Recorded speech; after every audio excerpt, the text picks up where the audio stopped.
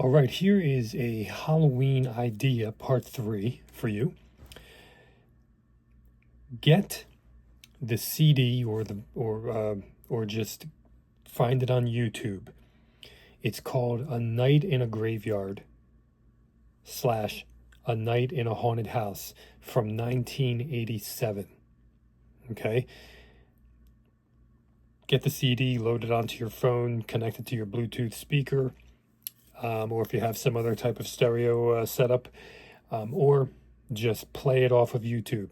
And this is what you do. You basically, you can do it by yourself, or with a couple friends, or just one other friend, or a group of friends, or trick-or-treaters if you're so inclined. What you do is you play A Night in a Haunted House and literally mimic from the front door opening and then playing the album. It's like imagination theater where you will literally base all of your walking into the different rooms of your apartment or your house as if you are walking into the different rooms of the haunted house, and it's guided. The album is guided by a person talking, like, oh, now we're entering the ballroom, and you hear organ music playing and people talking, and now we're entering the snake pit and you hear snakes. And if you want, you can get a couple props for each of your imaginary rooms in your house, and like in the snake room or the dungeon, have some chains hanging there or something, and touch the people with them. And what you do is you go on Amazon and you find a fake, kind of lantern with a LED light that flickers. It's a USB charger, but it's a nice size lantern, and the light flickers, and you can be the guide with a black cloak on, or your imagination, your choice, and you can be the guide through the haunted house. And your house doesn't even really have to be that decorated. I mean, more decorated the better, but let the album be the decorating for you. And play through the album if you're going to have guests.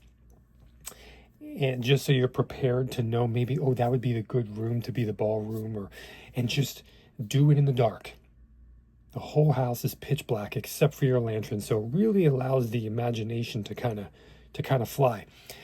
And you can do the same thing with the side of the album called A Night in a Graveyard, but that'll be outside of your house at night. And if you want, you can go get some cheap headstones or some other kind of cheap type props to kind of litter outside with, or not, just imagination in the dark with the lantern light. Now, if you don't have any friends, or if you don't have any guests or visitors, you can still do this on your own. But warning, it is truly creepy. And what I recommend is that if you're going to do it on your own, kind of don't prepare for it. If you have guests, prepare for it. But if you do it on your own, kind of don't prepare for it, which means when you do A Night in a Haunted House, still have your lantern. You can still wear a cape if you want.